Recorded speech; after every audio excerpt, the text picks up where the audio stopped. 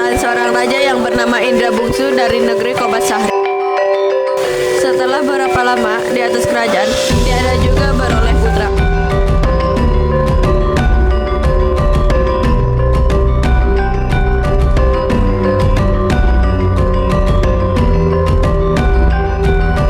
Wahai Adinda, ada satu hal yang membuat Kanda merasa cemas. Kanda pun ingin memiliki putra mahkota sebagai ahli waris kerajaan ini. Begitupun dengan Adinda Kanda. Adinda pun ingin memiliki seorang anak, dan Adinda pun sudah meminta tolong seorang tabib. Namun Adinda tak kunjung mengandung. Sang raja pun akhirnya meminta bantuan dari penasehat kerajaan yang terkenal pandai dalam ilmu agama. Wahai penasihat kerajaan, sudah lama sekali saya ingin mempunyai anak, namun permaisuri tidak kunjung mengandung. Apa yang harus kami lakukan? Wahai Baginda yang terhormat agung, hamba sarankan Baginda untuk meminta petunjuk kepada Tuhan dan berdoalah di sepertiga malam dan kemudian bersedekahlah kepada fakir miskin. Maka pada suatu hari, ia pun menyuruh orang membaca doa kunut dan sedekah kepada fakir dan miskin. Hatta beberapa lamanya, Tuan Putri Siti Kendi pun hamilah dan bersalin 2 orang putra laki-laki. Sang raja pun menamai putra yang tua Sahperi dan putra yang muda Indra Bangsawan. Raja bingung siapa yang akan menjadi raja di kerajaan ini. Karena kedua anaknya sama-sama gagah, maka raja pun meminta kedua anaknya mencari bulu perindu dari seorang pemuda untuk dibawa kepada sang raja. Anakku, malam ayahanda sedang bermimpi. Ayah sedang berkuda. Tiba-tiba ada seorang pemuda tampan membawa bulu perindu. Anak tiup itu dari bambu, tetapi ayah terasa tentram. Baiklah ayah, kami berdua akan mencari bulu perindu itu. Baiklah ayah, kami berdua akan mencari bulu perindu itu. Besok kami akan berangkat ke hutan untuk mencari bulu perindu itu. Mohon doa restunya ayah. Mereka masuk hutan, keluar hutan, naik gunung, turun gunung, masuk rimba, keluar rimba, menuju ke arah matahari hidup. Maka datang pada suatu hari, hujan pun turunlah dengan angin ribut, taufan, kelam, kabut, gelap gulita, dan tiada kelihatan barang satu pun. Maka Siang Peri dan Indra Bangsawan pun berpisahlah.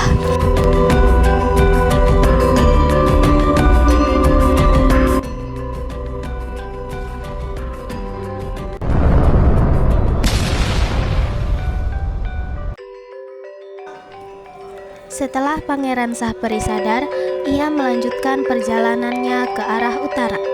Dia melihat sebuah rumah, lalu dia membuka rumah itu dan dalamnya ada seorang putri yang diikat di pojok ruangan itu.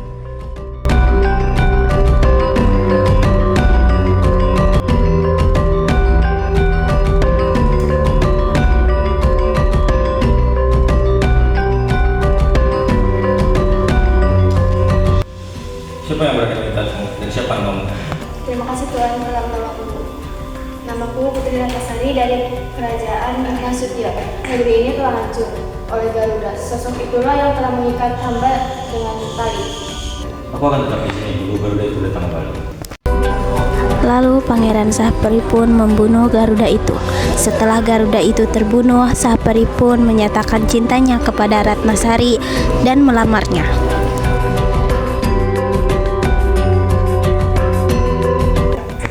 Maukah menikah denganku? Baiklah, aku akan menikah denganmu. Lalu menikahlah Sahperi dan Ratnasari. Berbeda nasib dengan Indra Bangsawan.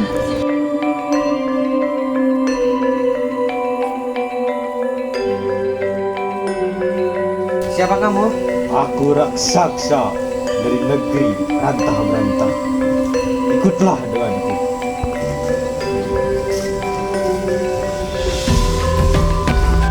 Barang siapa yang menemukan susu harimau itu, ia akan menikah dengan Putri Kumalasari. Aku harus menemukan susu harimau itu dan menikahi Putri Kumalasari. Lalu Indra Bangsawan meminta bantuan raksasa.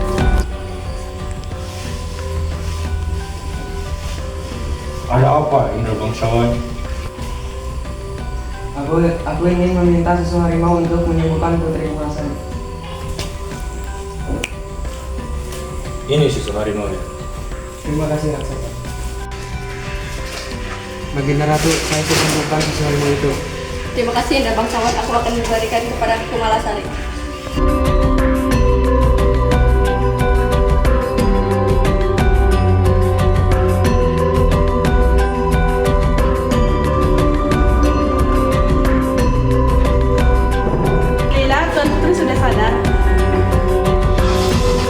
Lalu datanglah Buraksa dan menculik Putri Kumalasari.